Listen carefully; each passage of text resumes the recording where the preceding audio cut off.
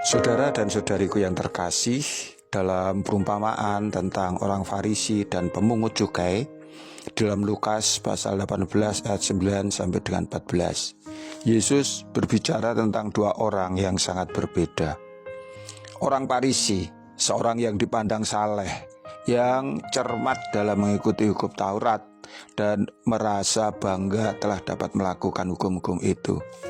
Dan seorang pemungut cukai yang dipandang najis oleh orang Yahudi karena bekerja untuk bangsa Romawi dan menjadi kaya dengan cara menipu orang lain. Kedua orang itu pergi ke bait Allah untuk berdoa. Iya, untuk berdoa. Sebuah pekerjaan baik dan terpuji.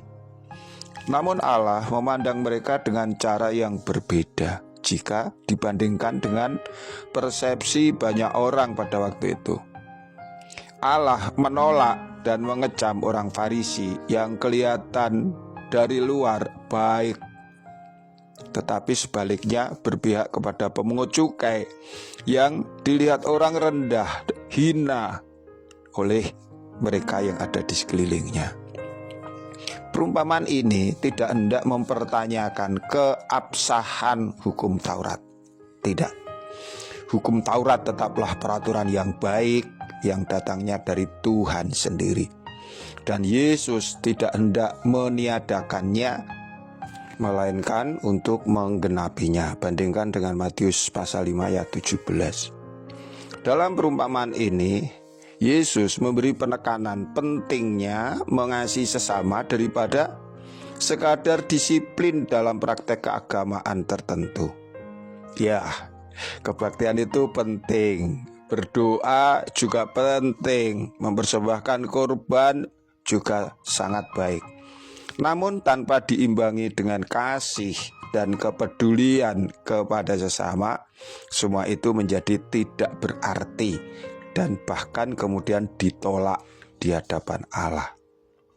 Pada saat yang sama, Tuhan juga memberi pengertian bahwa tidak ada seorang pun akan selamat jika mereka hanya mengandalkan perbuatannya sendiri.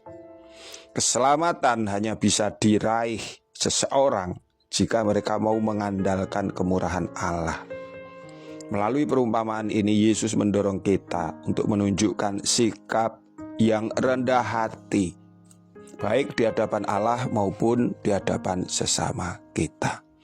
Saudaraku, poin-poin mengenai sikap rendah hati ini akan kita bahas tersendiri pada edisi berikutnya. Kesimpulan dari renungan kita hari ini adalah cara hidup sehari-hari si pemungut cukai memang tidak baik dan harus kita hindari. Tetapi bersikap puas diri hanya kepada simbol-simbol dan praktek keagamaan tertentu seperti yang dilakukan orang Farisi adalah bahaya yang harus kita hindari. Ketaatan kepada Allah harus disertai sikap rendah hati, baik kepada sesama kita, terlebih kepada Allah yang Maha Mulia. Tuhan memberkati kita. Sampai jumpa.